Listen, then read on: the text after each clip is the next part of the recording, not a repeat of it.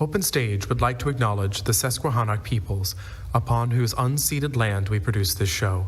Open Stage commits to the work of dismantling the ongoing legacies of settler colonialism and the exclusions and erasures of many indigenous peoples that continue today. At Open Stage, we also believe that Black Lives Matter, and you should too. That belief starts with acknowledging plainly how the systems we depend on often operate as if they don't. We at Open Stage proudly stand united with Black people and communities of color during this movement of unrest and uprising. This show is brought to you by Open Stage, a professional theater company. Check out Open Stage's complete list of shows, all of which are offered completely free this season at openstagehbg.com. Thank you and enjoy the show.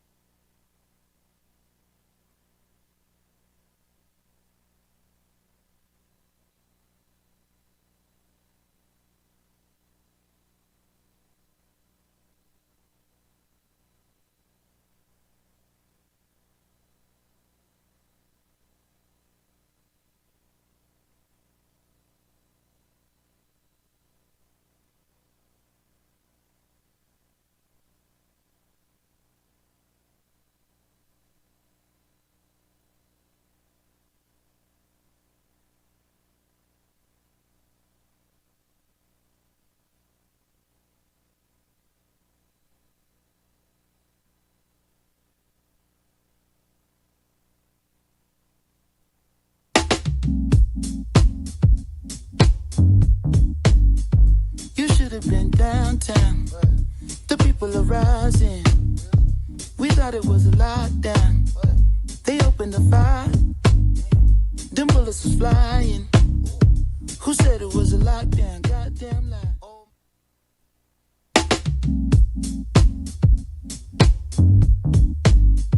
You should have been downtown. The people are rising. We thought it was a lockdown. They opened the fire. Them bullets was flying. Who said it was a lockdown? Goddamn.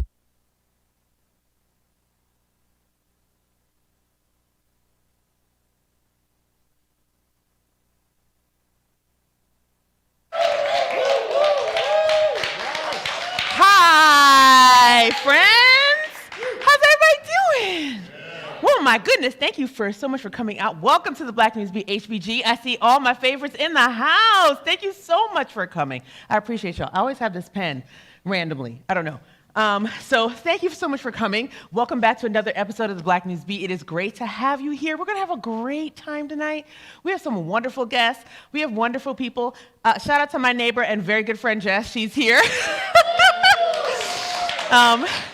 So funny story, Jess always watches the dogs for us on Wednesdays and Thursday night or whenever the show is. So it's really nice to actually have her here in the audience versus watching the dogs. But they're fine. I checked them on the camera. They're doing great. So we have a lot in store as always. We have a great show. We have great guests this evening, okay? But before that, take a moment. Did you share the stream? Hey, who's back? Woo! That's not BASIR. Shout out to Brianna Dow, who is being our show producer / person tonight. She has, clap it up for her. She is stepping in because we have a special guest on the show tonight, okay? And his name is BASIR VINCENT. You guys might know him.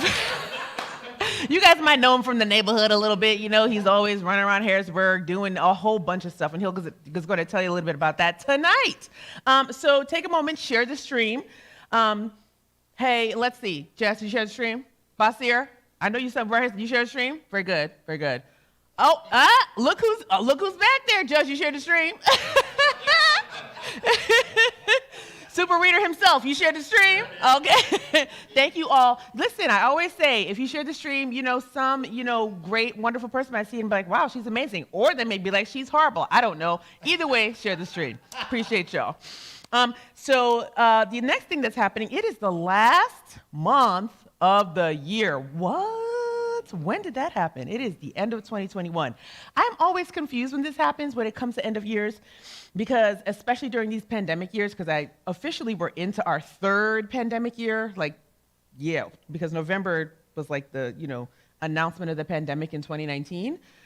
So I was just talking to someone and they said, I don't know, all of a sudden it was a pandemic. I was 18 and now I'm about to be 21. And I'm like, oh, that sucks. So I get it. So like, that's for me. I entered the pandemic at maybe before 40 and now I'm going to be after 40. It's very strange. So with that said, we're going to be taking a break in January, the Black News Beat. We're going to be getting ready for our Black History Month special. We're going to be doing a whole bunch of great things, but we need a break, okay? We are tired. We have been working so hard and coming up with all kinds of good content, so we're going to take a break. And then we'll be back for that's also our 1-year celebration during Black History Month, so stay tuned for that. We're going to have a lot of great surprises, and we'll be celebrating all month long. And a couple folks asked, so what's up with this set? Why are you in a trailer park? And I said, well, I don't really know, but I didn't know until, what was that, Saturday? When I come? Yeah. Saturday? Became Saturday. And we came to see Whose Holiday, starring my very good friend, Rachel Landon, okay? And she was fabulous. It was so good. All right, so Whose Holiday is real raunchy, hilarious. You should come see it. But what's so funny about it is I forgot it was Rachel. She was so amazing in the show. She plays Cindy Lou Who, and it goes through what happens after she meets the Grinch. Well, child, you got to come see what happens after she meets the Grinch. Because I was like, oh, wait a minute now. What is happening? So it's very good. I was pleasantly surprised. I was like, oh, this is going to be a kid's show. And then I read the warning, and it was like, oh, this is not for kids. What they about to say? And I was very happy to be there. So you guys should definitely come and see it and hang out and support Open Stage. This is where we are tonight. This show is supported by Open Stage. This theater has been around for longer than a generation. And 30-some years? 30? This is our 36th the 36th season. So that is an amazing feat in downtown Harrisburg. I think one of the things that I want people to know about Harrisburg is how welcoming and open they have been to our show. We were just talking in the lobby about how this started as a small segment on My Talented Friends Live. Gib invited me to be on his show, and then it's blossomed into this. So I'm very thankful. Thank you again to Open Stage and everything that you've done. And we have some great guests tonight. You want to hear who they are? Yes. Yeah. All right. Our first guest is Mr. Warren Garrett. Yes. Our second guest, I already said his name, but I'll say it again because he's cute, so I'm going to say it again. BASIR VINCENT. Yes. We have Mr. JOHNTRAE Williams in the house. And last but definitely not least, we have KWATEI HECTOR, and he is our special artistic guest this evening. Oh, I'm so excited for these interviews. I can't wait for you guys to hear what they are doing and all the amazing things that they are undertaking in the city and regionally, and actually nationally. So let's get started. Let's sweep these streets, see what's going on.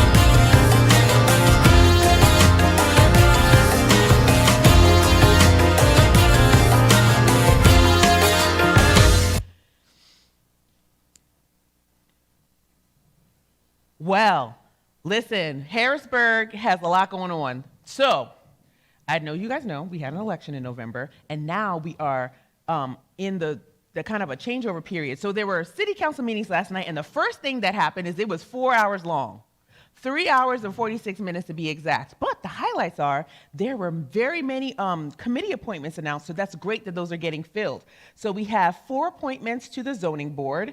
We have 1 appointment to the Harrisburg Regional Authority, the HRA, and the Redevelopment Authority. And those are very important boards for the development of Harrisburg and the future of what's going to happen in Harrisburg. So keep your eyes on that. And if you are a city resident, go to the council meetings. I cannot stress that enough. There's so many great things happening. I'm not going to take you through the whole 4 hours. You got to go skip through that yourself like I did, okay? But there are Tuesdays, every 1, 2, 3, 4 Tuesdays. If there's a 5th Tuesday in the month, they do not have council meetings, and they go between work sessions and legislative sessions. So there was a work session and a public hearing last evening, and then there will be a legislative session coming up. So please keep your eye on that. Keep your eye on all of the redevelopment and big development projects that will be coming to Harrisburg given all these new appointments.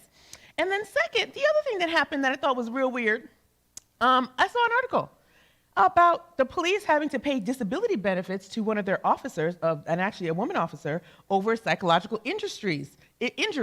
Back in 2016, a police officer was severely berated after electing not to use a taser on 2 suspects. So now the district owes her money. And what's real funny about this story is their defense was, this is not psychologically berating because being a cop is a hard job anyway. But in the article, it talks about how that woman was told that no one wanted to work with her, and she was called a liability and all these different things for using less force. For using less force, right? For not overusing force and actually apprehending suspects in a safer way. I remember one of my first years in Harrisburg, probably like 2014, 2013, when we first were getting our house in the area. I saw them tase a person. I saw the Harrisburg Bureau of Police tase a person in Allison Hill on Derry Street. And it was the most frightening thing I'd ever seen. The person looked like they were having a seizure. And I had never seen a person tased up close before, and it was the scariest thing. Just as scary as someone getting harmed with a firearm, just as scary as them getting beat. Tasers are just as dangerous as any other weapon. So I thank that cop for not tasing those 2 suspects, even though it did cost her a great deal of psychological stability. The other important thing that's happening in not just Harrisburg, but the entire state, is that it's our 10th year, and our maps are being redrawn for our congressional districts. Who votes in here? Anybody vote? Yes, beautiful. I love it. You should all be concerned with this. Okay, everybody. All right, did y'all see the proposed map? Somebody throw up the proposed map. Ooh, they're about to split Dauphin County into 2 districts. So we're losing 1 district. We have 19. We're about to get down to 18 because we have not grown in population fast enough. So that means we are going to split one district is going to go away. So that also means that we in Dauphin County, the proposed map now, there will be some changes, we are hoping, but the proposed map splits Dauphin County very weirdly in 2, and it goes right through us.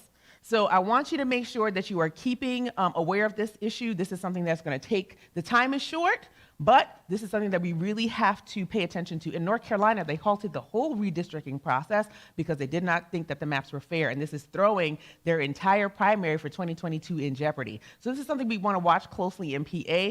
You can comment. You can give a comment. There it is. Thank you. So on the left is the current map. On the right is the proposed map, and as you can see, it splits us up very weirdly, and yeah, it really does. And if you understand how the 10th district works right now, it was already a struggle, okay? So this is something that we want to pay attention to. You can go on to the governor's website, and I think there are a couple other websites that are taking comments on these maps. You can draw your own map. You can give comments on why you think it's fair or not fair. This is very, very important. I want you guys to spread the word about this yourselves. Hey, y'all. Hey, friend. Hey, mom. Hey, Dad, did you hear about the redistricting that's happening this year? And it happens every decade, right? We came right after the maps were redrawn a decade ago. So this is very important. I want you to take a very close look at those and submit your comments. Okay. After that, so let's see what else is happening in the world. We have a lot of different, I like to go from Harrisburg International News because Harrisburg is one of the gateways to the world, right? To the whole country. So one interesting thing that I wanted you guys to kind of know about was this. You guys remember our near and dear to our heart, James Brown, right? Godfather of soul, all those things. Well, did you know that he was a big conspiracy theorist? Did y'all know that? Big conspiracy theorist. He always told folks after he had stopped some rioting in a city when he was on tour, right after Martin Luther King died, he calmed a crowd, he calmed many crowds from rioting. he told everyone that he was being followed by the CIA, right? And people were like, oh, James, you're crazy. There's no way in the world. And he said, well, listen, I know I'm being followed. So the story arose again this year because a woman had been calling every news station. She'd been calling all the big ones saying, listen, James Brown was murdered, right? She's been telling everyone. So there's a CNN reporter who reopened this case. And when he reopened the reporting and the investigation, it led him back to James Brown's conspiracy theories, right? He said, I think that's interesting that James Brown thought he was being followed, and this woman now thinks he was murdered. Like, she alleges that he was murdered. So what did CNN do? Because this reporter works for CNN. They filed a lawsuit. They were like, listen, we want to know, CIA, do you have any information on James Brown's surveillance? And what did the CIA say? Anybody know? They said, we cannot confirm nor deny having any information about James Brown as a matter of national security. So what that mean? That's what it means. That's what it means. Oh, by the way, we talk back in here, so you could feel free to shout at me. Okay, feel free to say whatever you want. But yes, that means they got that stuff. They have whatever surveillance, whatever tapes, whatever's going, they got it. So I'm watching this story closely. I think that it harkens back to so many Black icons in the last year, right? So we've been in quarantine. We've seen the police killings. We've seen extrajudicial killings by government officials across our lifetimes and before. And it harkens back to me. Earlier this year, we saw the release of that letter by an Officer Wood from the NYPD, right? Who alleged that he killed Malcolm X and not the two men that were framed for Malcolm X's murder. We also saw the full story on film. I mean, we knew it, of the Black Messiah, the chairman, Fred Hampton, and seeing it play out on screen cemented that in our minds, right, of what, happened with him and how he was murdered in cold blood by our own U.S. government. So it's not beyond reach. It's not outside of the realm of possibility that this could be a thing. So what I want to know is, how many more will be uncovered, right? Because Black folks have been talking about this for a very long time. Brown folks have been talking about it for a very long time. Minorities have been talking about this for a very long time. So let's see. Let's see what happens. Let's watch that case closely. In other sad news, man in a wheelchair was shot in his back. Did y'all see that? Tucson man who was in a wheelchair. He was allegedly wielding a knife, but was shot in the back while entering a store. Officer Bryan shot Mr. Richard Lee Richards after warning him not to enter the store in his back. And the man then fell out of the wheelchair onto the ground. He was in a wheelchair. Now, why is this important to us, right? I always talk, this is the Black NewsBeat, this was a white man. Why does this matter? This is why it matters. All around the country, we have been protesting the shooting of Black people, and this is why when you lift up Black lives and Black issues and other things that affect Black people, you lift up everyone, because it happens to more than just Black folks, right? So us protesting in the street is for us, but it's for every person. It's for fair treatment, because when you raise the bar on how you treat the least of these in the society, you raise the bar for everyone else. You raise the bar of treatment for everyone else. So I'm glad this story is getting some airtime. I'm glad that people are talking about it, because Black people are been telling y'all for generations, it ain't just us. We're just telling you that this is a problem and that we want it to stop. In fun news, because that was pretty sad, I have some, and some of my friends are here tonight that were with me. So I had fun last Thursday. I was in the presence of a celebrity, okay?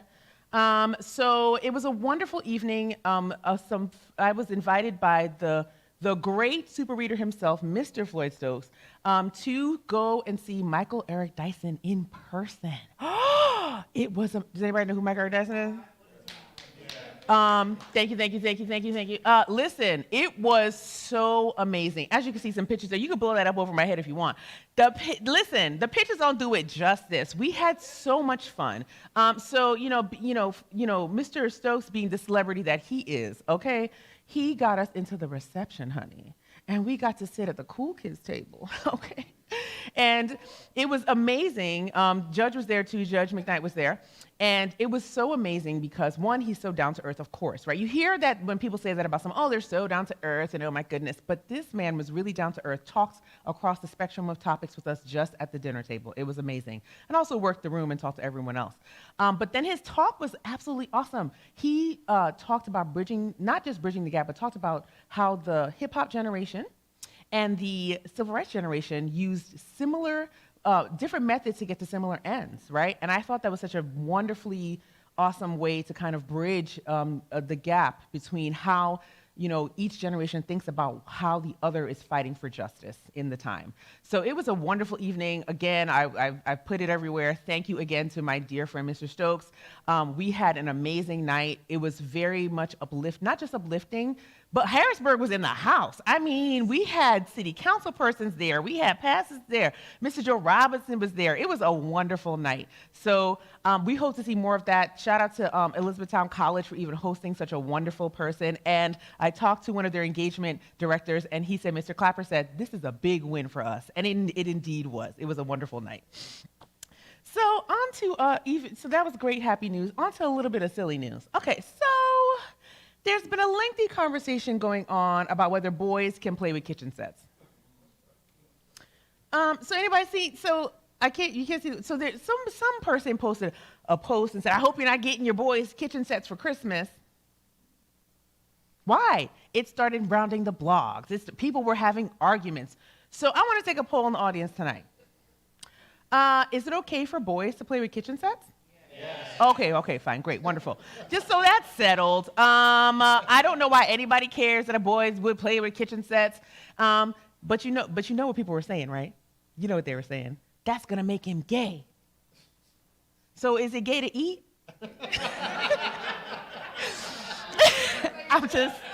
I'm just wondering if it's gay to know how to cook your own food. I don't know. And what's really interesting about this is when you look at a lot of the Top Chef shows, a lot of these other shows, who's doing what in the kitchen on TV, it's a lot of white men, right? And interestingly enough, this conversation was happening very heavily in the Black community, as you see from my drawing there. One of the artists kind of took the idea and put it on its head. He said, so on the top there is a kitchen set, on the bottom is a toolkit. Don't worry, you don't need that kitchen set. I got you a toolkit. And I'm like, why not both, right? I should know how to fix the stove and also cook in the stove. Both of those things are fine. So weirdly enough, the opinions in the community were split. But I don't understand. I don't understand why. This reminds me of the perpetuation of folks falling in love with gender stereotypes and not with actual people, right? Because we've been taught there are womanly duties and there are male duties. And some of that is understandable. Some of that is just plain wrong. And I think that making sure that people know how to do all the life skills is probably a better bet. So we made it through the sweep in the streets. My next favorite thing I love to talk about is movies and melanin. So every week on the show, I talk about a couple things that I'm watching. So all my favorite shows are on hiatus right now. What were we watching, babe? We were watching Queen Sugar. The season's done. We were watching a couple other things, and they're all done. It's kind of sad. But Christmas movies are here. Now, admittedly, I've been watching Christmas movies since October the 31st. You know what, truth be told, I probably watched a couple in July, but because there's a special, it's called Christmas in July, and it's amazing. Okay, so I want to tell you about a couple that I've been watching. My first one that I watched was called Single All the Way. It's on Netflix. It's with Michael Urie and Philemon Chambers. Philemon Chambers is delightful. He's really amazing. But it's about a couple that goes home for the holidays, and they go home as friends, and they leave as a couple. Now, all of my movies have happy endings. It's not a Christmas movie if it's sad as hell. Die Hard, no. I mean, we can fight about whether or not that's a Christmas movie or not, but that sad shit is not a Christmas movie. Okay. And there's a couple, somebody else raised it. It was like, oh, I see your Die Hard and I'll raise you. The one that, I forget an outfit. But that's sad. You have to save Christmas and you have to have a happy ending. That's how that works, okay? The next one I have is Same Time Next Christmas. Delightful. Oh, Leah Michele and Charles Michael Davis. They were so believable. It was nice. You gotta go watch that one. Okay, what happens? They grow up together. They fall in love. They fall out of love. They don't see each other for 15 years. But guess what? They get together in the end. Okay. But you know, that movie took me through some changes. It was 4 Christmases. And I'm like, how many Christmases am I going to have to wait before they get together? It was very difficult for me personally. Okay. And then the last one was Christmas Deja Vu. This one's on Prime with Amber Riley and Loretta Devine. 2 of my favorite people, 2 of my favorite singers. Okay? So they, of course, are beautiful. The storyline is very sad until when you save Christmas and you have a happy ending. So I want you to watch it. Takes the life of she's a younger adult woman, and who is, on Christmas Eve, she's celebrating the 10th anniversary of her father's passing. So we watch her go through some of those motions with her mom and how they interact. And also, she's trying to start her singing career, which is wonderful. And what happens at the end? Happily ever after. That's the formula for the Christmas movie. Don't forget. All right.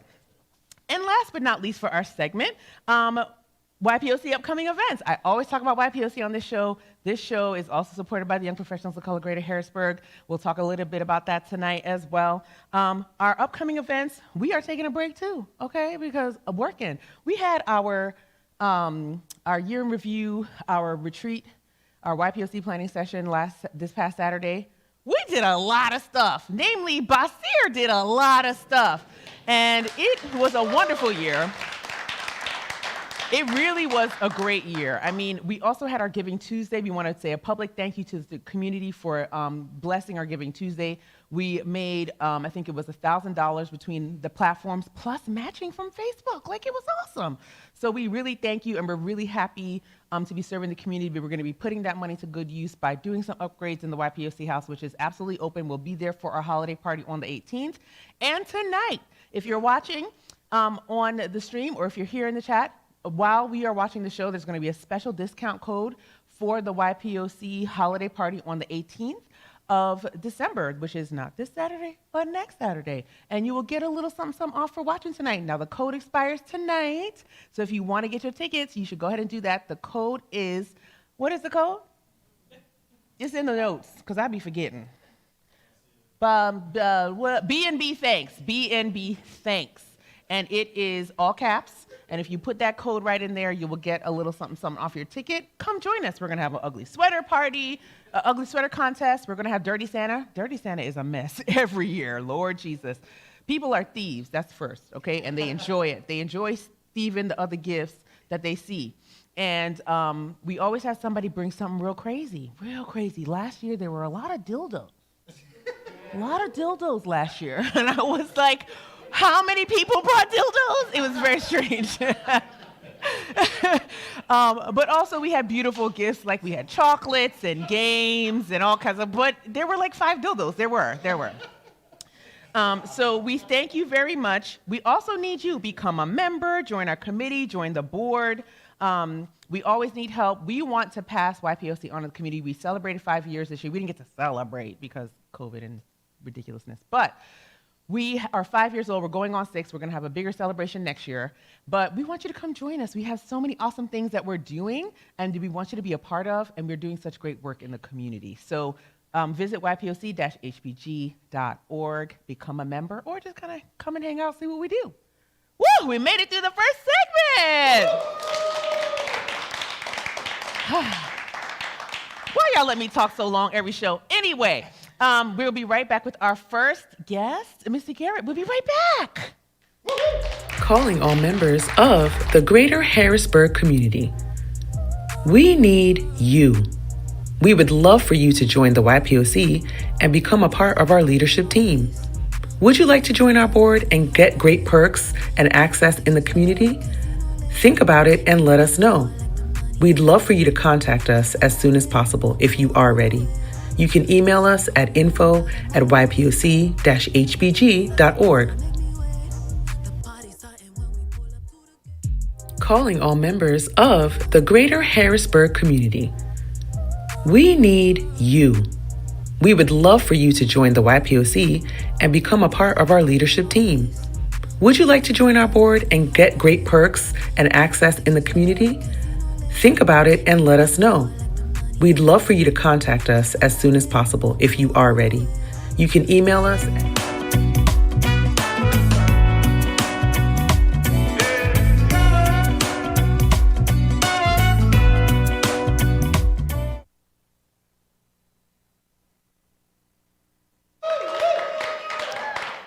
Are you guys enjoying so far? Is it okay? Is it all right? Beautiful. Thank you so much. Okay. Thank you for coming. I mean, that was a little lackluster, but we'll try again after the first interview. Okay. So I am very, very, very pleased to announce my first guest, Mr. Warren Garrett. Mr. Warren Garrett is the founder, CEO, owner, etc. of God's Chosen Ones. So this is his bio. Through my own journey towards freedom and independence, I saw a gap between leaving treatment and entering full independence. At God's Chosen Ones, we look to be a bridge for those in transition so they can manage stepping into a full life. Paying bills and the regular day-to-day comes natural to most, but for those of us new to sobriety, this can be overwhelming. Our transition home also serves as a life skill institute with hands-on training in multiple areas of life. Please welcome Mr. Warren Garrett. Hello there. It's wonderful to have you. It's okay, you're great. How's it going? It's going good, thank you. It's wonderful to have you. Thank you for taking the time to come over to the show. Are you in Lebanon? Yes. So you drove here from Lebanon? Yes, for sure. Oh my goodness. Please give him a hand. Small That's price delightful. to pay. That's delightful. So I know you're doing amazing work in the community, in your community, and not just in Lebanon, but beyond. So tell me more about what you do and how you even got into that work. Yeah. So we noticed there was a gap, like you said, between coming out of treatment or whatever the situation was. Some people it's prison, some people they just lost their place, or whatever the situation is. We try to bridge that gap between leaving treatment or leaving whatever the situation is and entering into full independence. Wow. Meaning nobody else has to take care of you. You got everything on your own. And that's a big leap sometimes. Sometimes it's like jumping from the bottom step up to the top step. So we try to be the steps in between. That's amazing. So you did mention in your bio about your own story on your journey. And so how did you go from taking that journey, becoming independent, to wanting to help others? How did that look for you? Yeah, so my main thing was, like you said, just going through my own journey, I saw this big gap. And I saw a lot of brothers and sisters, but a lot of brothers were failing. You know, most people didn't make it through these programs. And what were they fail? Like, why do you think those other programs failed? Like, what happened? Well, for one, most other programs are situations where you're being told what to do every day. You don't get a chance to make your own decisions. So in doing that, people get accustomed to that. So when they get out of that situation, they become paralyzed. And they're waiting for somebody to give them an order. And so I saw this, and I saw this happening to person after person. I actually had worked my way up to a house manager position in another transition home, and I just saw these guys were just leaving in droves, and nobody was really addressing that. So it just prompted us to get involved. I jumped in school, and we opened up a house so that people could come and grow, build. Wow, how long have you guys been open? Well, we've been open since 2018. Wow, congratulations. Yeah, thank you. Oh my goodness. We made it. That's awesome. So going on 3 years or completed 3 years? Yeah, actually, be about four. Wow, about to be 4. Wow, because 2022 is right around the corner. Right. And so in your work that you've been doing, what are some things that you see that are being done differently in your establishment from what you were used to before? Yeah. Well, we employ, the main thing is grace. People have to be allowed to mess up sometimes. You know, most places you go, they have a list of rules. You either follow those rules or get out. And that doesn't really take any kind of special training or anything. We want to use our creativity and try to inspire that want to change and go different. Wow. So that's what we do. We give people, some people on the outside looking in, they look at it like, I just let people do what they want to do there. But the truth is that I only employ the grace that was shown to me, you know, and I give that freely. Somebody comes and says, hey, Warren, listen, I messed up. I'm so sorry. Most places will tell that person, you must leave today. Wow. Then they go out into the street, and the cycle continues on from there. So we do everything we can. So you're saying that somebody who may have an issue will go out, mess up, and if they were in another home, they'd be kicked out. That's correct. Most of the time. That doesn't seem helpful. Right. And what happens is it just happens over and over again, person after person. But a way you can cover that up is you have so many people coming in the front door, nobody's looking at the back door. So what we do is we wait at the back door of these places. And when these guys come out, they have nowhere to go. We try to give them a place to stay. A lot of places in the area, they don't appreciate that we do that. Wow. They want the people to go back to the original place they came from, even if it means they have to go to prison first. We don't want to do that. We want to give them a chance to get out of that cycle. And so we give them, thank you, appreciate it. I'm very glad that you agreed to come to tell more people about the services that you offer. So tell us more about the services that you offer. So for one thing, there's no upfront cost to move in. Anybody that needs a place to go and they don't have anywhere else to go, you can always contact us, even just through our website at godschosen1s.org. And we will let you move in. There will be no upfront cost. Our aim is to get you to a place where you can pay for yourself. So not necessarily that you show up that way, but it's our goal that you leave able to step into complete independence. And we do that through just working with the clients daily in the small things, helping them to recover in those small areas will lead to major successes. Wow, that's awesome. So what does a day look like in the life of somebody that be living at the home? Is it in Lebanon? Yep. Okay. Yep. So, and we just got a second property. Wow, out there, congratulations. So good. That's awesome. We're hoping to make it a place for women, and even if they had children with them. That's a Very big big area of need. Area of need. Yes. And I'm sorry, what was your question one more time? That's no problem.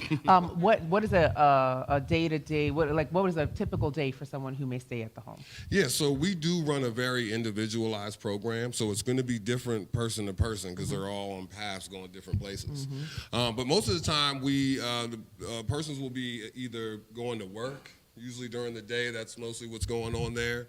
While they're at work, I'm busy taking phone calls and interviewing, the people that may be coming in next. As we move into the evening, I usually help out the guys with rides anywhere they need to go. We help the families if the kids or the moms or anything like that need a ride. We help them out, so we'll do kind of that stuff as we move into the evening. Wow. And then we'll have some group discussions. I pass out a lot of e-books that I wrote that have a lot of good information on how to get on top of your finances, spiritual life, and things like that. So we go over that information, we'll discuss it. We give them the freedom to disagree. If they feel like, we're being too tough or something like that, we at least will hear them out. We may not really do it, but at least we will hear them out. Absolutely. Well, it sounds amazing what you're doing. I mean, it sounds so wonderful, and I thank you for everything that you're doing. And if you had, I want you to give a few words. If somebody wants to not just contact you, but some words of encouragement. Yes. We know where you're at now, godschosen1s.org. Yes. But if you want to give some words of encouragement to someone who may be watching that may want to, take the next step, what would you tell them? Yes, I would say if you are alive today, it is because God specifically chose you to be in this world. Don't waste that opportunity. If you come with us, give us a call, give us a shout. You have nowhere to go, and we will introduce you to this knowledge and try to get you to believe that. And if you can believe that, you will be successful for sure. Oh, my goodness. That's amazing. Thank you so much for being with us. Thank you for having me. Will you come back and have a little chat with us at the end? Yes. All yes. Right. Thank you. Thank you so much, Mr. Garrett. I really appreciate you coming here. Thank you so much. I'm a hugger. Appreciate you. And we'll be right back with our next guest.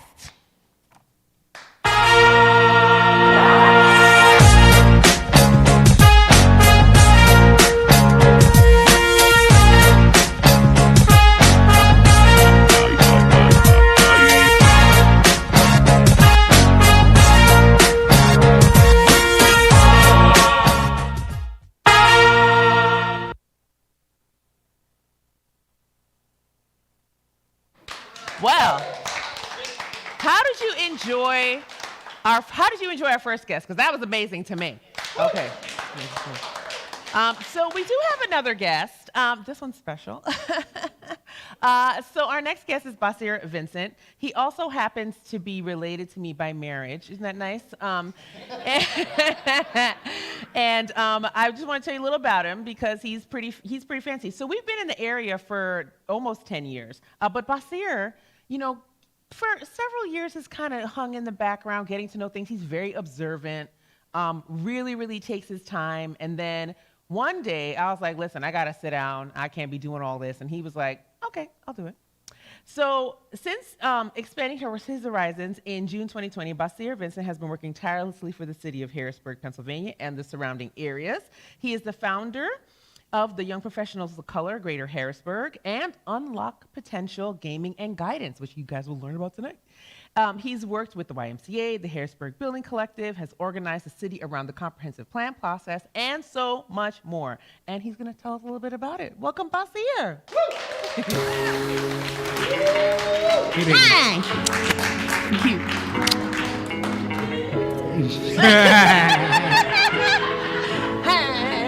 You're a guest on the show. This is what this is like.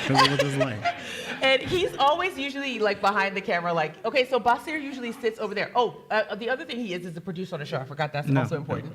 And he also sits back there. He helps me during the week. We have meetings. He helps keep me sane, etc.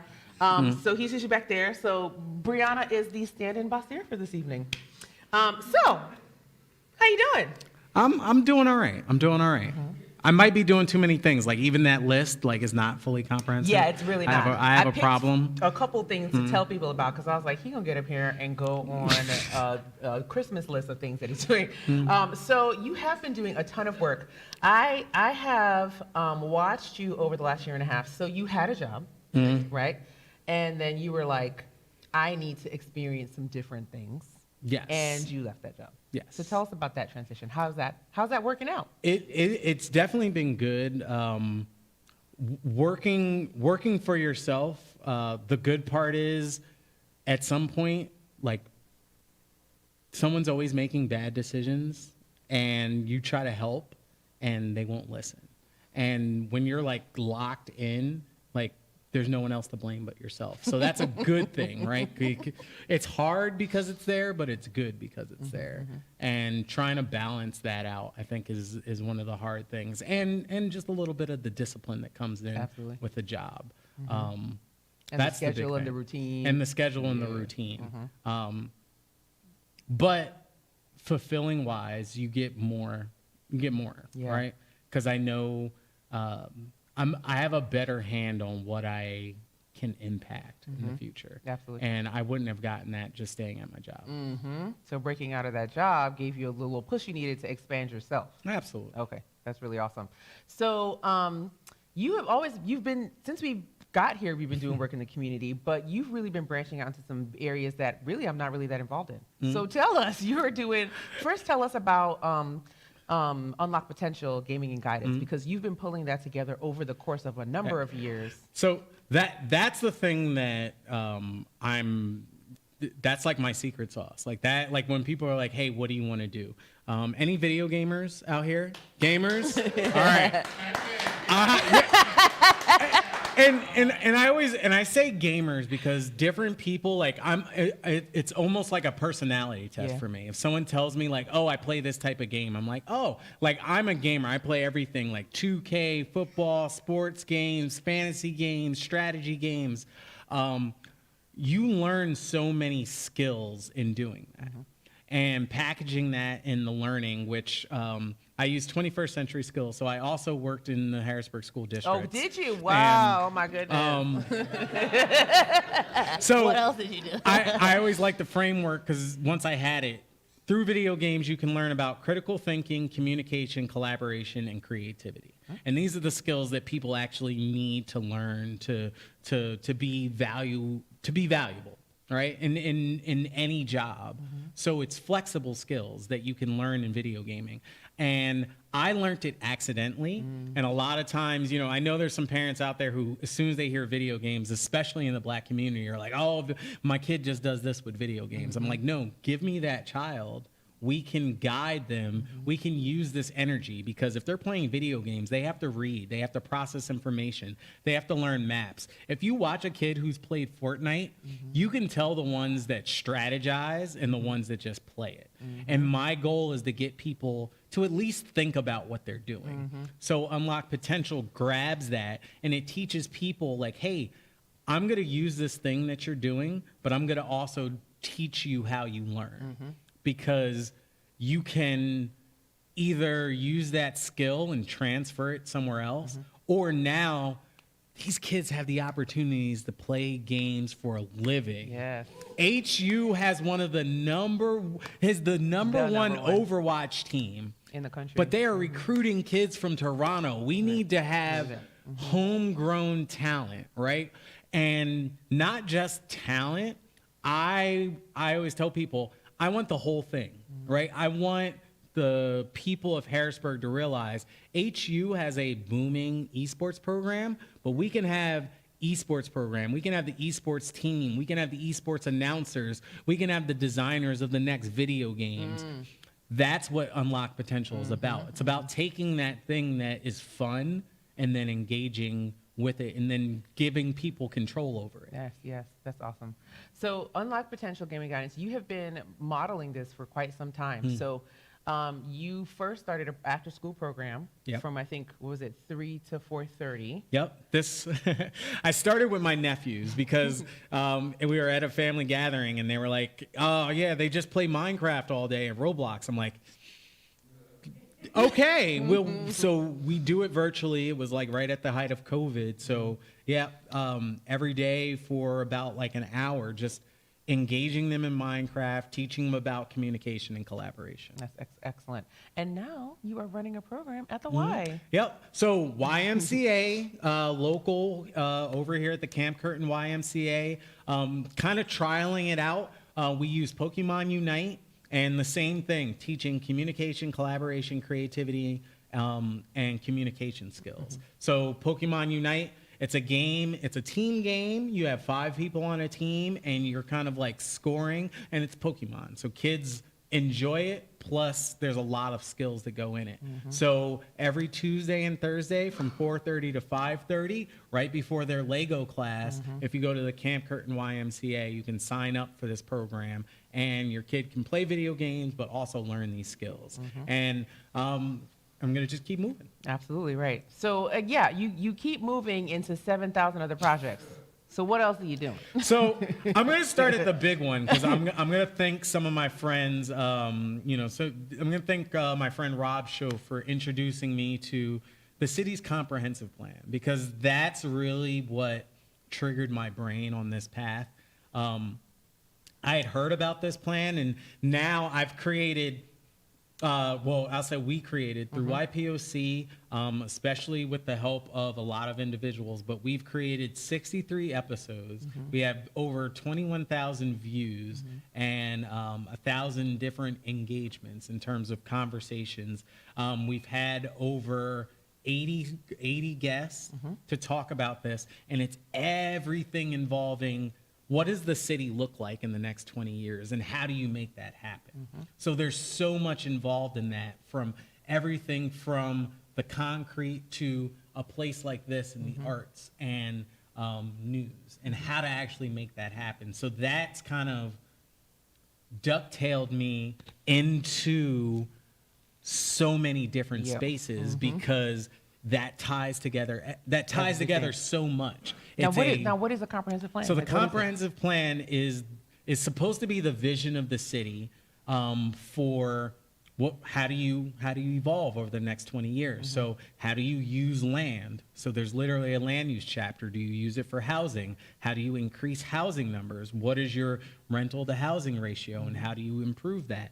From an economic development chapter, what are the future of businesses? What types of jobs are there? How do you make sure that you have a workforce that's ready to fulfill those jobs? How do you take advantage of new technology? What does it look like for housing in specific? Do you have high rises? What does it look like for commercial spaces? So Kimeka also mentioned the Harrisburg Building Collective. I'll get to that in just a second. But so before you go off on the 9,000 things, but why is the comprehensive plan, why is this comprehensive plan important? So for all of us, it gives us a tool to hold our government officials accountable. Because everyone has a point. Like, one thing I want people to know, this is not my plan.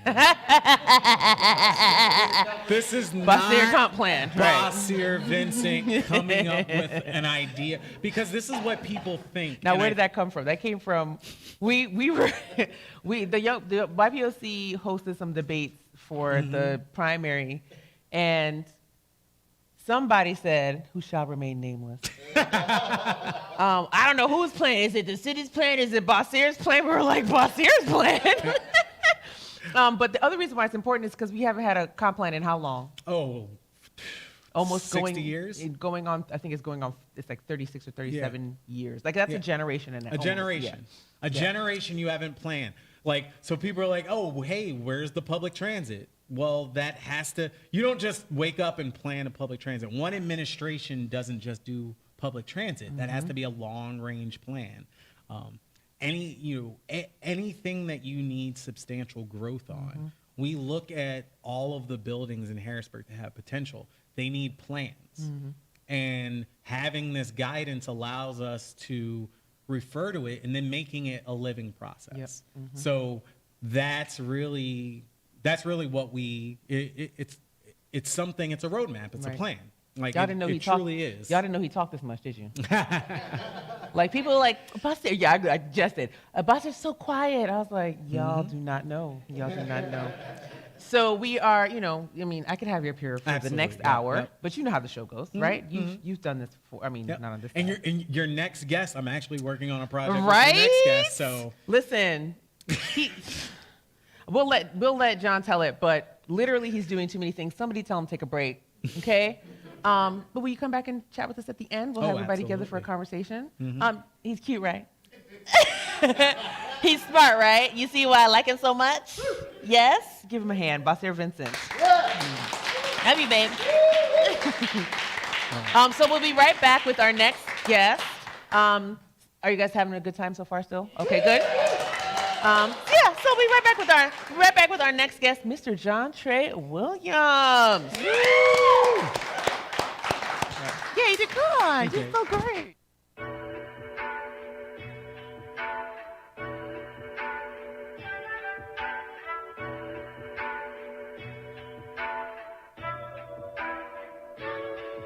Oh, you can't hear me, huh? How about now? Oh, this your moment, ayy. Not right now. If you a hating nigga, please pipe down. Cause I don't know if it's we the beat, but this bitch too loud.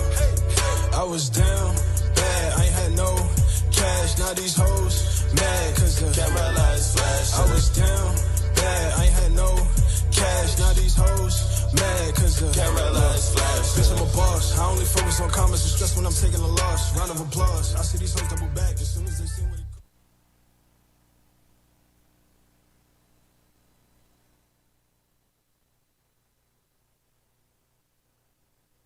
Get a little sad around now because I'm like, oh, like we're almost like done. But we still have 2 great guests left. So I'm going to tell you about my 3rd guest, all right? So first, he's a friend of ours. That's first. Second, Mr. JOHNTRAE Williams holds a Master's of Education in Communication and Media Studies from Carina University.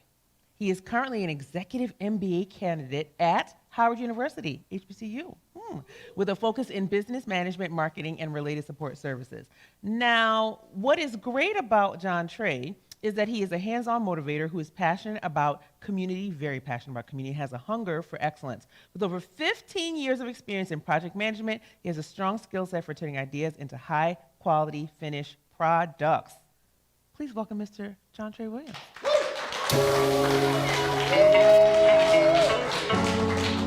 Listen, I knew it. I knew you was gonna come in here spiffy and fabulous. I knew it. Listen, do you see, boy, that boy sharp. That boy good, right. Do you see the glasses? Do you see the jacket? Like, what? Hi, JOHNTRAE. How you doing? I'm well. How are you, friend? I'm great, man. This Doing good? is exciting. Right? Like, You would think I paid the audience. did you slip a little something? You got him a little drinky drink? Yes, Something? Okay. yes. It is wonderful to have you here. First of all, you are one of the people that I look up to in the city. You do so many great things. Thank you. I appreciate that. I have been following your work for a little while. Just, some of the things you do here and there, way before like last year. So I it's such an honor to have you here. Thank you. And I want to know what's going on with you. I mean, you're kind of like BASIR, but you guys are doing a lot of amazing things. But I really appreciate here. We have a clip. Okay, we have a clip. But well, the thing that I didn't read is that JOHNTRAE is a filmmaker, right? He makes films, he makes hits, and I want you to see a little bit of his work, and then we're going to talk a little bit about that. This is from his latest short film called The Patient. Oh, Father God, we thank you, Lord, for bringing us here today, God. You didn't have to do it. Oh, Lord, we thank you for answering questions, Lord, like why they call it a restroom. Nobody goes there to rest, Lord, but we thank you for it anyway, God. We thank you for waking us up another morning, Lord, because you didn't have to do it. But, Lord, you're a lily in the valley. Oh, God, a bright and morning star. Oh, God, you're a doctor in the hospital. Oh, God, you're a lawyer in the courtroom. Oh, and when we can't fight a battle, God, oh, you do it for us, God. Oh, God, yeah! Yeah! Say yeah! Woo! Woo!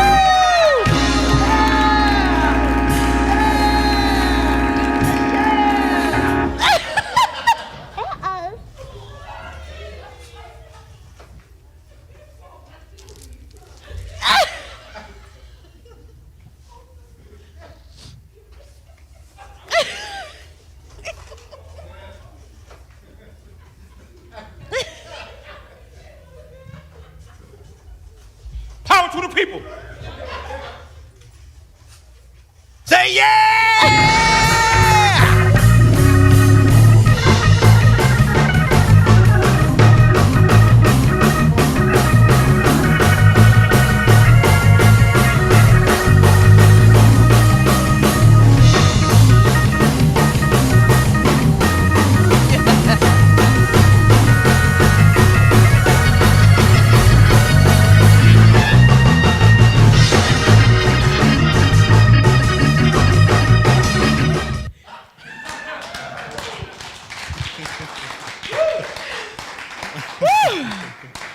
When I tell you I had to watch that about 75 times, and it's a little longer because there's a whole bunch more stuff that happens, and I want you to tell us about the inspiration for any of your work, but definitely this.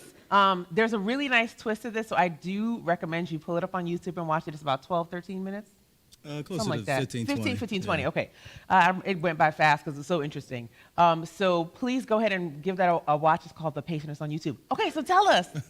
Tell us about your creative process. Well, you know, actually that film, it's bits and pieces, that's actually, you're watching something take place in somebody's head. So that church scene was a flashback and a vision.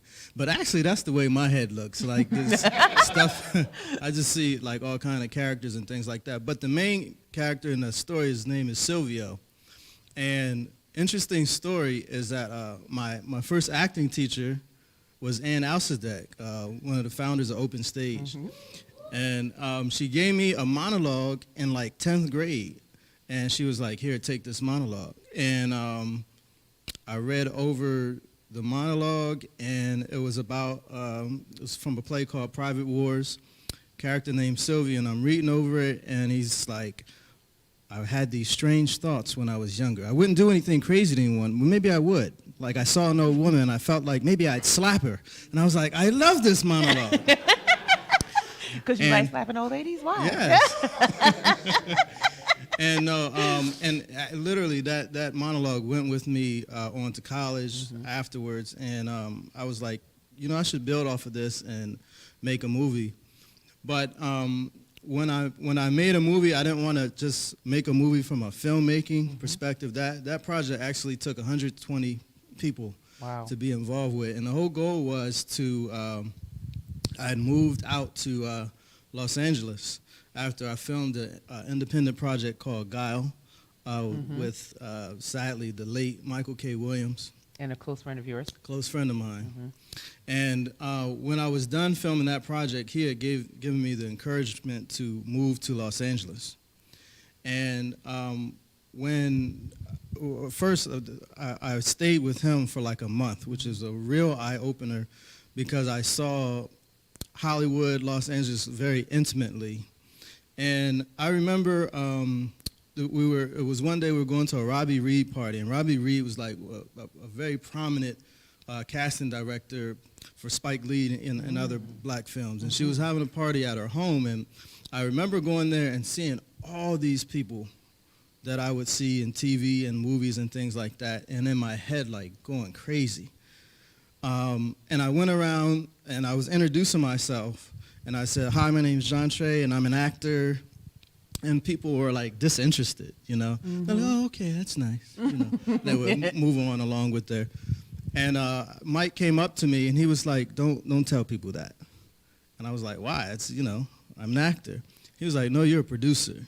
And he said, "You produced a movie, and not to be like that, but you produced a movie with me." And he said, "Come with me." And then he made another introduction to a group of people who I have seen on television shows. And he said, "Hey, this is my friend JOHNTRAE. He's a producer. He just finished producing a project back east, and a project that I did. And he's out here now. He's a good guy, all that kind of stuff." And they said, "Wow, that's amazing. You know, can I have a card? Yes. You know, when's the next time you're going to produce something?" I didn't know, you know, but it was just, it helped me look at the industry different when he did that.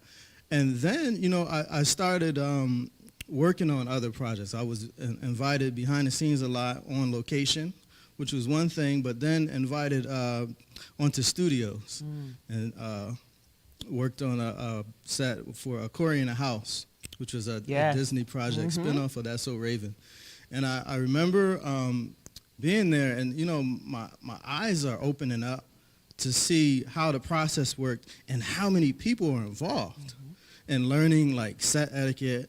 You know, people saying don't sit there, don't do that. I remember accidentally sitting in the director's chair. You know, don't do that. Don't telling me when to eat from craft services. Right. Don't do that. Don't do that. Let them eat first. You know, all these little nuances. But I saw the inner workings of an industry. So it wasn't any longer just production or just acting, or it was jobs. Wow. It was industry.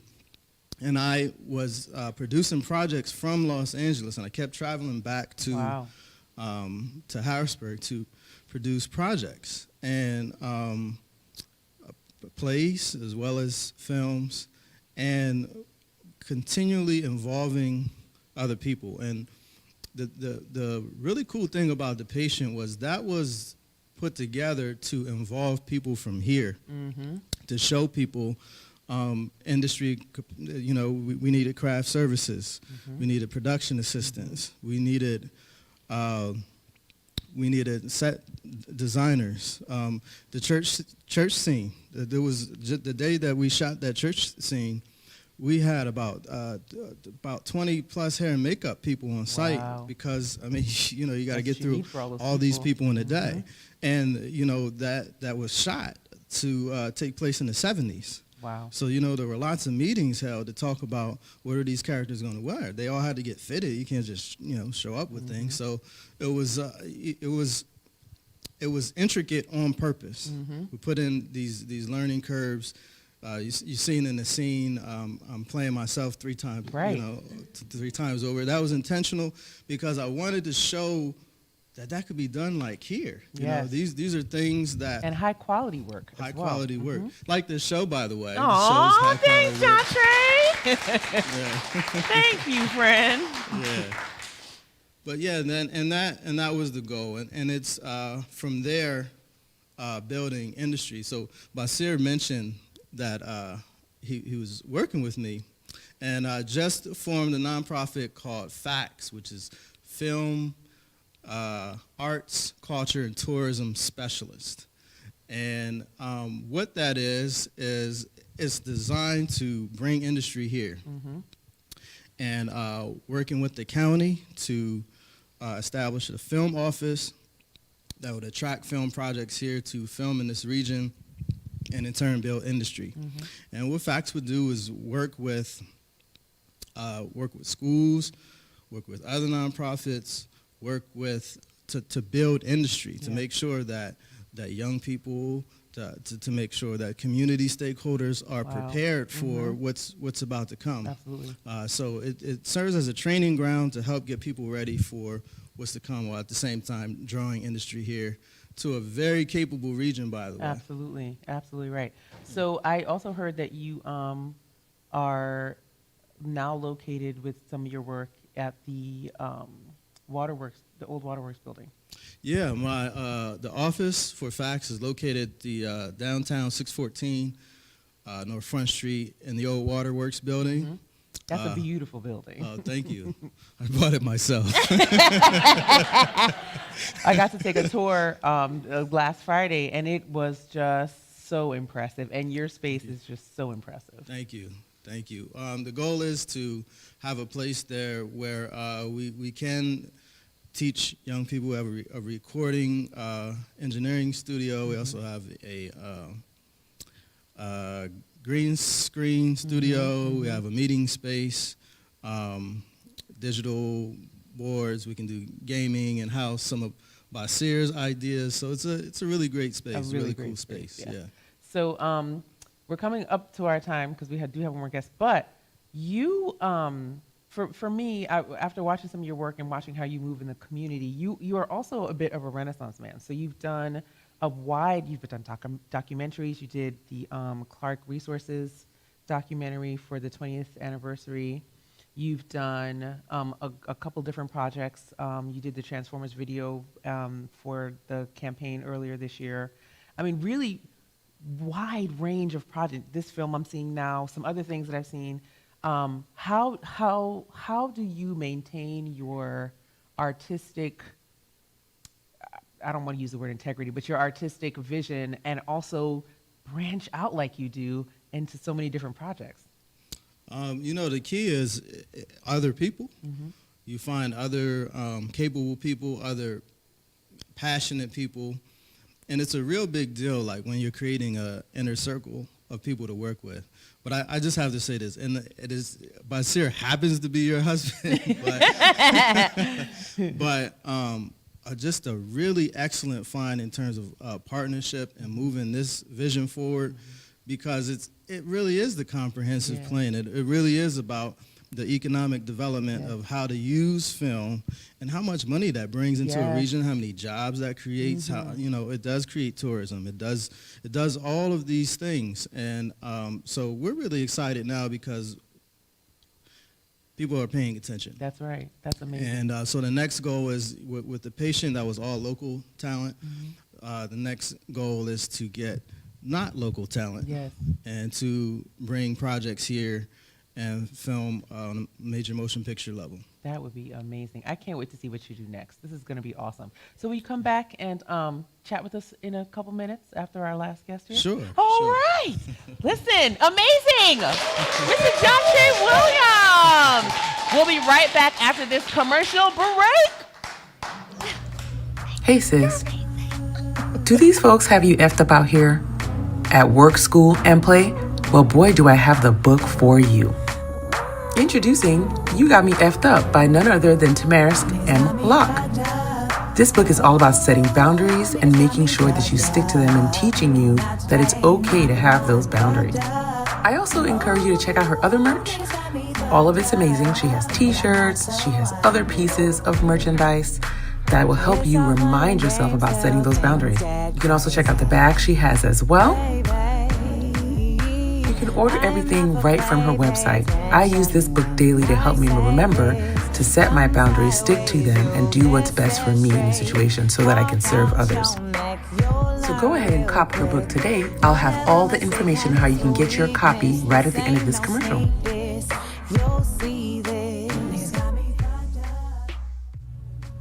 Hey sis, do these folks have you effed up? Well,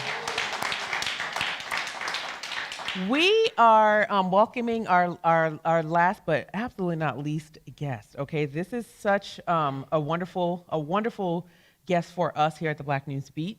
I'd love for you to learn more about Mr. KWATEI Hector. He tells us that his creative outlet is painting, sculpting, and DIY crafts. I used to struggle with finding what style of art that I was fond of the most. However, I realized that I was always coming up with new ideas and enjoyed each form of my artwork. I begin putting them all into one canvas, creating as many eye-catching, all-original pieces of art that represent the culture, freedom, and peace. Please welcome Mr. KWATEI Hector. Hello! How you doing? It's good to meet you in person. This is funny because we've never met. Okay, so it is my first time meeting you. It is great to meet you. I have been admiring your work. You were actually referred by another friend of the show, Mr. Prolific, King Prolific, great guy, right? He was on the show prior and did some artwork here. And the only reason why you can't do something tonight is because of that guy right there. His name's Gibby. No, I'm just kidding. No, I'm just kidding. But we'd love to have you back in the future to actually create something as well. But we want to talk about you.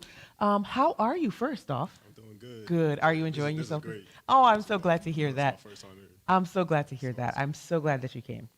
So tell me more about you. How did you told us a little bit about how you started to combine the different mediums. So how did you even get into this work? How did you know that this is something you wanted to do? Well, I've been creating art for a long time. A lot of people know me for just painting or doing portraiture. But as far as canvases go, I just go with the flow. Right. This is considered mixed media. Before this, I was just doing abstract work and the portraiture, right? And during the pandemic, I had a lot of time to actually sit down. A lot of people did. Had a lot of time to sit down and do different things. That's how the show came about. Yeah, so I mean, I got real messy in the studio space, and once I figured out, a new technique, I started to go with it. This piece here alone started off as like a real vivid dream that I had. And after the dream, I'll notate in my phone and take notes and just draw a little sketch. So this came from a dream. Right. Wow. It was just a statue. It was a statue in a dream. It was like a God being, and there was two people. There was a person with a key, and there was a person with a lock. So the person with the key was looking for gold or looking for success, and the person with the lock was just sitting in this, like an abyss or how you say, like wasteland. So that's what I seen as a wasteland, and there was a statue. And the person with the key came to the person with the lock, and they unlocked the lock with the key. So here on the canvas, I display those little tiny things so you can see it. Wow. And after that, that's where all of the land started to flourish on the inside. And then the canvas here, I can show you guys. Can you guys see this okay? I don't know if we can zoom up on a little tiny bit, but you got a zoomer? All right. Oh.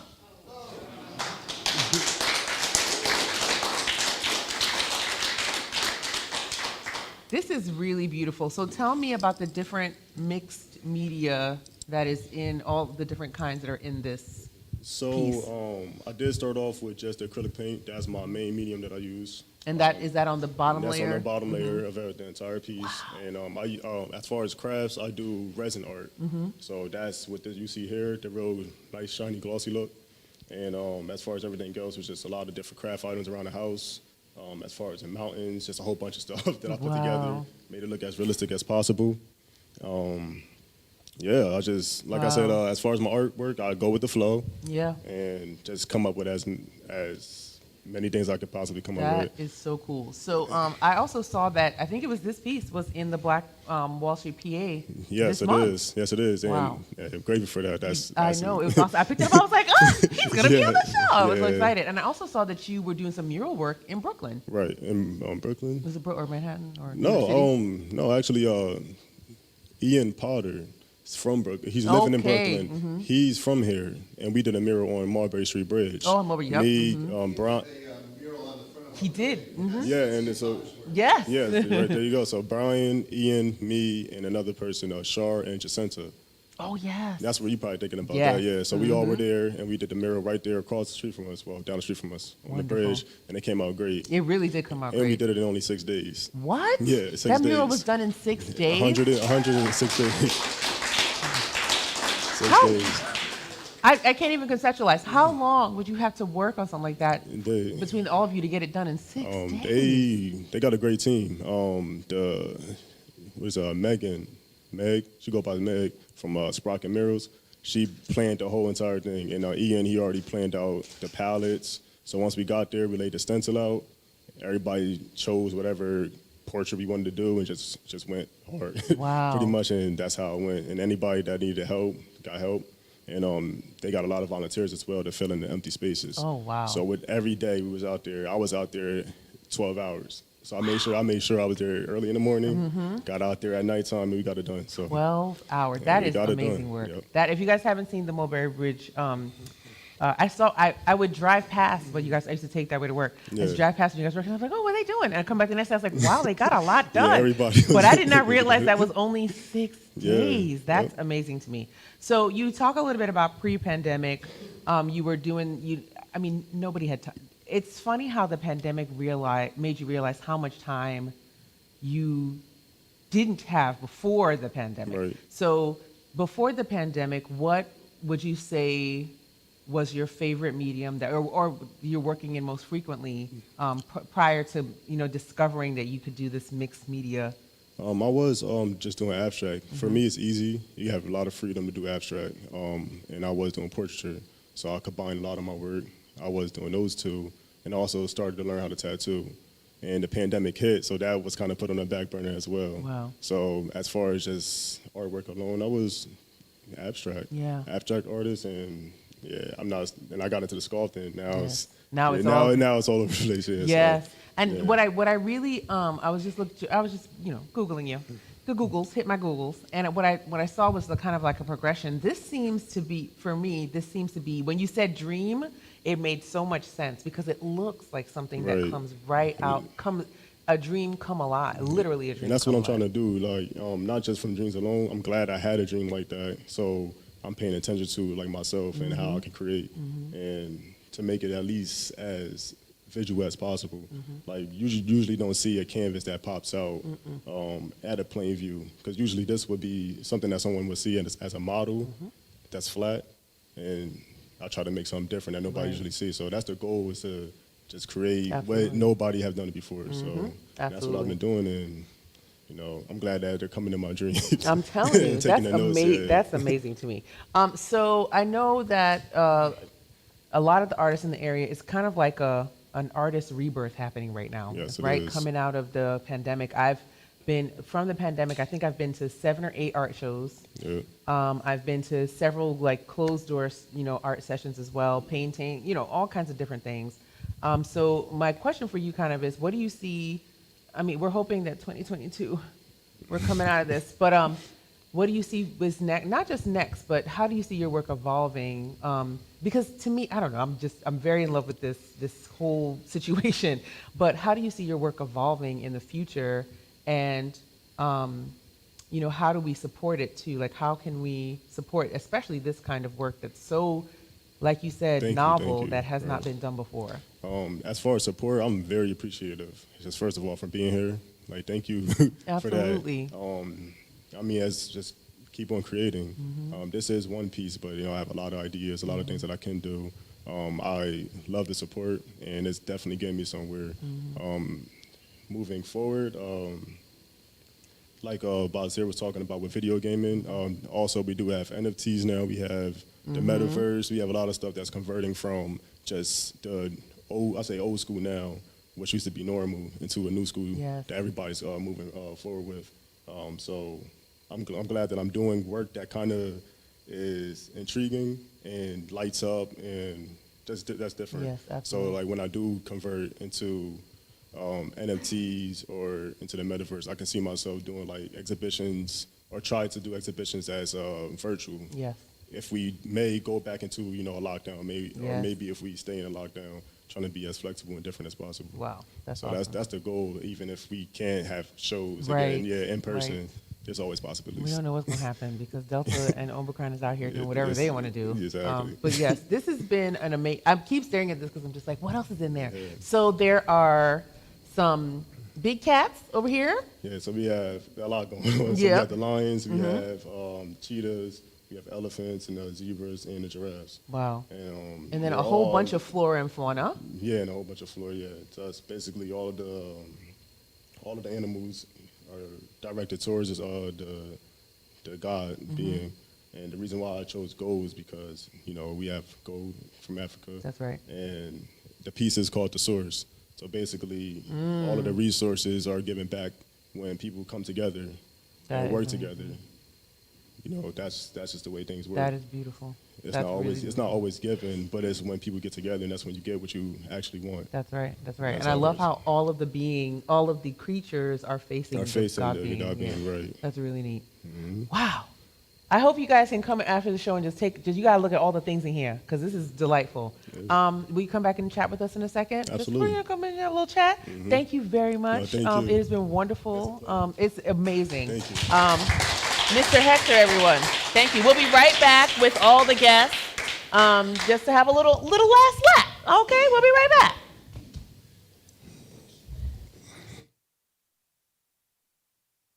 Creation. Are you looking to be a part of a great team? Well, we need you. The Black News Beat will be trying to fill various positions to help make our show a great success. We'll be looking for tech assistants to help on set.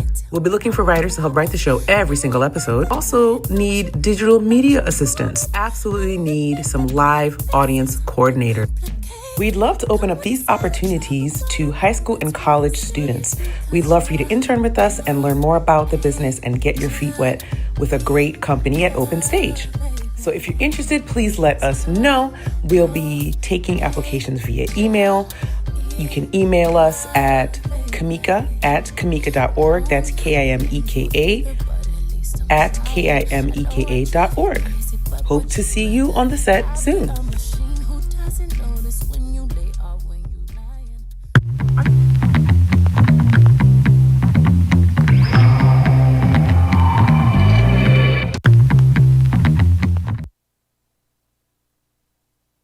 We have come to the last lap. So last lap is just us getting together for a little chitty chat and just to kind of, wrap up the show.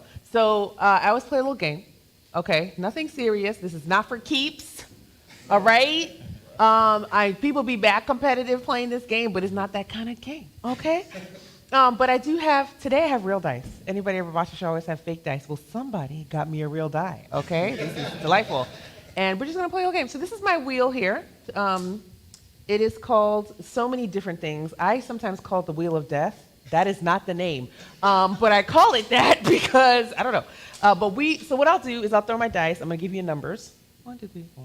First, I want to say before I get too far into it, you guys are all awesome. And this is my first all-male guest show.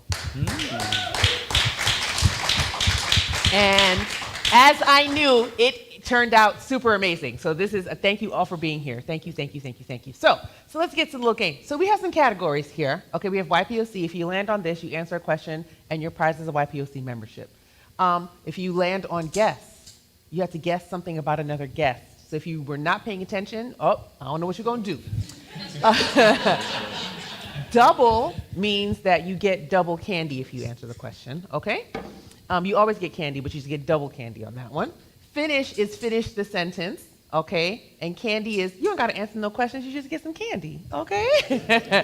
All right, so let's get started. All right, hold on. So you're 1, you're 2, you're 3, and you're 4, okay?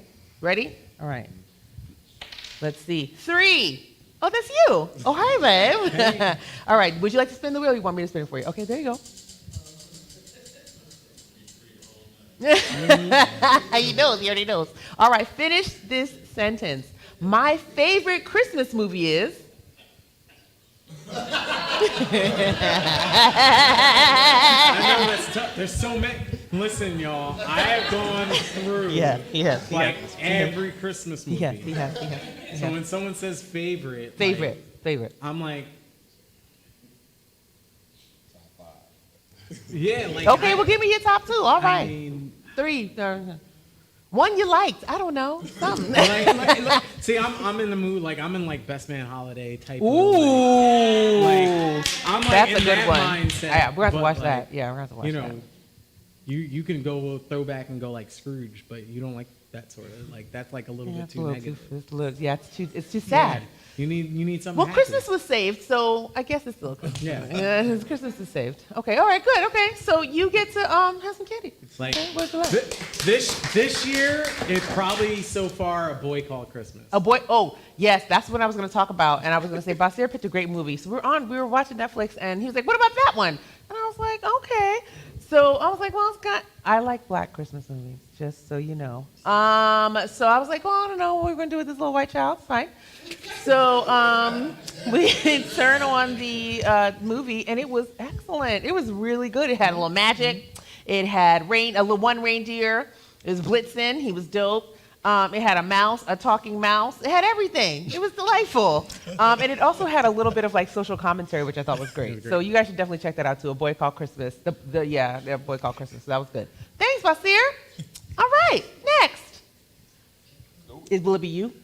Will it be you? Will it be you? All right. Can't be BASIR. 5, that's not a number. So it's 4. Go ahead. Go ahead. Spin away. All right, guess. You get guess. That means you have to guess something about one of the guests. Okay, so here's your trivia question about one of your counterparts here. Okay. All right, so this person is an engineer. Wow. Now, I totally lied because I'd never mentioned this, but it's easy if you think about it. Oh, so I didn't hear this. You didn't hear it. Okay. I lied. I totally lied. It was a lie. Thought I was gonna get caught not paying attention. If I had to guess You had to engineer, guess. I'd go with the artist. Ooh, interesting. Artist, are you an engineer? No. He's not. He's not. All right, think. I'll give you a So I hint. get another guess. Yeah, I'll give you a hint this time. BASIR comp plan. Oh. I'm gonna go with him. No, I'm just kidding. Yes, one of the things that really drives BASIR with a lot of his work, and I'm just totally like talking for him, but I kind of live with him every day, is that he thinks like an engineer, so all the pieces, he can see them all fitting together, so it's very attractive in his mind to see how all the pieces of the puzzle all come together in his little engineer mind. Okay. Great gift. Right? Isn't that a cool gift? I thought so. Yes. All right, next number here. All right, will it be you? Will it be you? Okay, let's see. 1. All right. JOHNTRAE. Would you like me to spin the wheel for her? Yeah. BASIR can do it. Go ahead.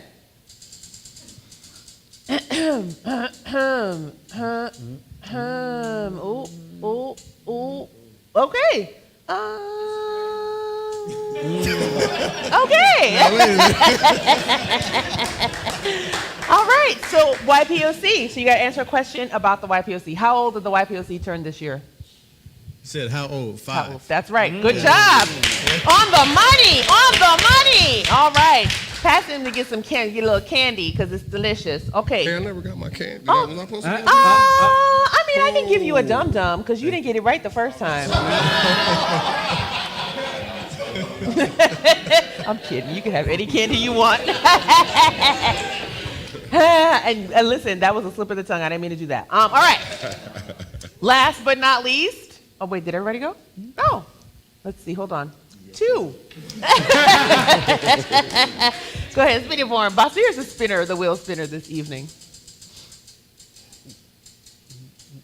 Ooh, a double! Dun dun dun. Huh? Well, he got to answer a question first. You don't just pass the bowl. The only one that gets the bowl is this candy guy. All right, so this is for 2 pieces of candy. And hold on, what do I have in here? An open stage. An open stage button. Stakes are high. Stakes are high. Y'all, I got all kinds of stuff in here, okay? BASIR knows, but I will go around the house. I'll be like this. This is my favorite thing to do. Hold on. Where's my phone? Where's my phone? Where's my phone? Somebody call my phone. So, okay, yeah. All right. 2 pieces of candy. How old is open stage? 36. Is that right? That was all the way at the top of the hour. Woo! Well, that was lovely. Well, that concludes our game, ladies and gentlemen. The wheel of trivia, death, something. So thank you very much for listening. We have a couple of thank you guests. Stay right here for 1 second. We have a couple things to do. So I always would get to Ask Dr. K. So this Ask Dr. K, folks were asking about what we were doing for, because I've been talking about a lot, what we're doing for Black History Month, because that's going to be our anniversary. So the first thing I want to say is we want to invite all of our guests back. We'll be inviting everyone to come for one of our 2 shows in February for Black History Month to update us, to hang out with other guests, to really, it's a networking / fun time. So we really want you guys to come back for that. So that's one of the things we're doing for Black History Month. And we also want you to invite your friends. This show works because this is a community event, right? We are all about community. We are all about entrenching ourselves in the community and doing fun things like this. So that's what, those are the questions I've been getting. Hey, what's happening for Black History Month? What is the show doing? We'll be putting on a grand production for you with all of our past guests, special prizes, all kinds of things. We want you to come back and enjoy that. And every show I send somebody to hell. All right. So it started off that I was going to send the Delta Omicron chapter of COVID to hell. We already know they're going to hell. But did y'all hear what happened? Jesse Smollett. He can go to hell. Let me tell you right now. That man, when I tell you, and I have to do this publicly because we say? It's Juicy Smollett. Yeah, Jussie Smells, okay? That's what I'll say about him. But in case you guys didn't hear the news, right before I came on, and this is what I had to include, I was going to make it a whole nother segment, but right before we came on, he was found guilty of lying about a hate crime and lying to the police. So he can go to hell because, you know, it's already it's already hard for Black people, right? It's already hard for Black and brown folks. It's already hard for folks who are LGBTQ. And child, they said he was smoking with his alleged assailants, and the nose candy. The nose candy, okay. We got a spot for him. Listen, you said you help him out? Oh, yeah, right. we got a spot for him. So yes, he was on that stuff, okay, before they did the deed. And so I just want to say, please go to hell, because we was rooting for you. We were rooting for you. We said, no, Jussie was a victim. And look, and these kinds of things make it harder for victims. And so he can please go to hell and stay there for a very long time, or prison, whatever. No, I don't like prisons. No, I don't want him to go, but he's going though. I don't like prisons. I wouldn't wish it on anybody. But yeah, I don't know, because prison's pretty bad. So, but yeah, so that's my other thing. And the last thing I want to say, again, a big thank you to all my guests, huge thank you to all my guests. And I always end with a quote. I always say, be kind to yourself, right? Love yourself, encourage yourself, big up yourself. Because sometimes when nobody does it for you, you got to do it for yourself.